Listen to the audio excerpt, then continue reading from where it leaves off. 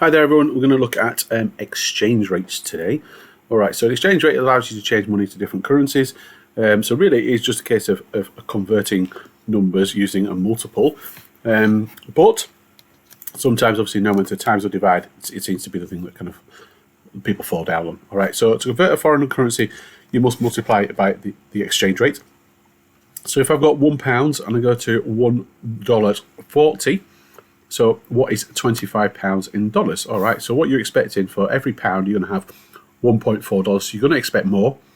So therefore, you're going to literally do 25 times 1.4, okay, which is going to give you $35, which of course is what you'd expect, because here we're talking about pounds being, you get more dollars for your pounds. So that's what you'd expect, okay? To convert back from a foreign currency, you must divide by the exchange rate, okay? So trying to think about working back. So example, if you've got $84, then you would expect less pounds. So therefore you need to divide by 1.4. So this idea of thinking about what it is you've currently got and what is you're expecting to get, whether or not it's more or less, is quite important. Because the idea is do I times or divide? And that seems to be often the biggest barrier. Do I times or divide, etc., etc., etc. All right. So exchange rate problems, so to speak. So often you kind of get these kind of questions in exams. So potentially a phone costs £276 in the UK and 7,514 pesos in Mexico.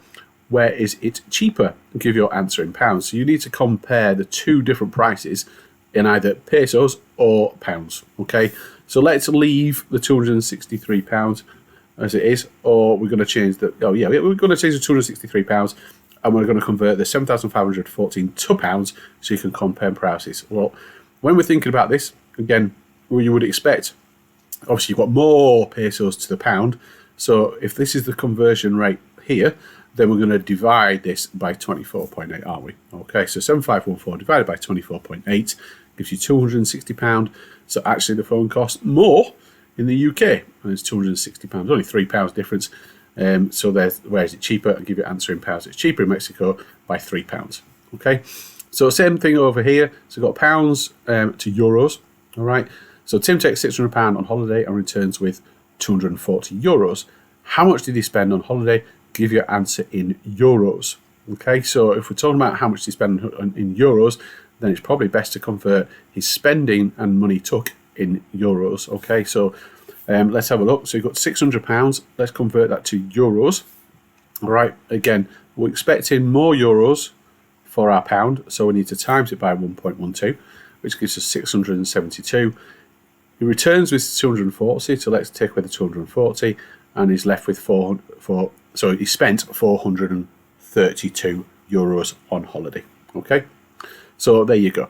So if you need to practice on that, please go to maths-school.co.uk, where obviously there's a bunch of questions on there for you to kind of consolidate. And obviously, if you need to revisit this to remind yourself, then the video is always available to you. Thanks for listening.